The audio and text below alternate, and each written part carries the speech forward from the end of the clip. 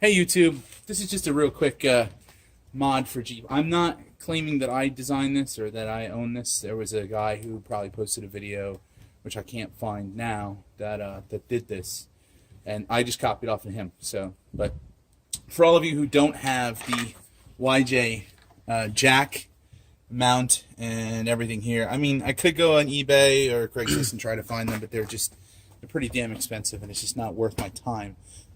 So one of the things that you can do is, I mean, do you need a jack? Yes. I mean, I have a little portable scissor jack I keep in the back, but you know, I'm not going to go sticking under the hood. I think that under the hood should be where your toolkit is.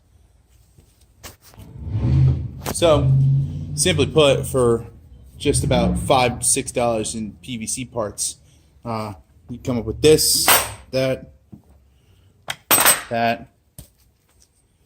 and a cap, and then you just simply put your top on, bottom piece. I already measured this. This is about the distance, and then if you want to seal this will remain watertight. I'm just throwing it together for you guys right now, and then what I'll do is I'll just put a couple common tools, Phillips head, adjustable, some pliers. Everybody needs a 1/2-inch wrench, because there's always 1/2-inch bolts. Throw some zip ties in there. I mean, this is just a good example. Seal it up. So then this, because of its distance, and this actually fits right into place. And then I just bought a regular generic lashing strap, and I'll use this lashing strap underneath here to lash it to the Jeep. And then all I did was I had some extra ratchet strap left over I had from a project I did a while back, and just mounted it. It's really loosely mounted. Your mileage may vary. You can do whatever you want. Mount it whatever way you like. So what I ended up doing is I ended up just making a mount out of the piece of strap I had laying around.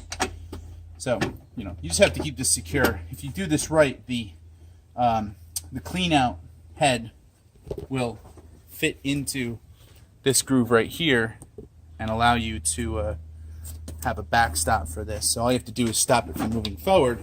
And because the distance between the clean out head and here is the same distance as this, it's perfect. So I did is put some holes and some straps, made it completely adjustable, and I'll tighten it up. And I mean, it's okay if it flops around. It can't go forward, so that's the big thing. It can go left and right, but your hood's there. And once I put some real tension on it, it may not even be able to do that very well either.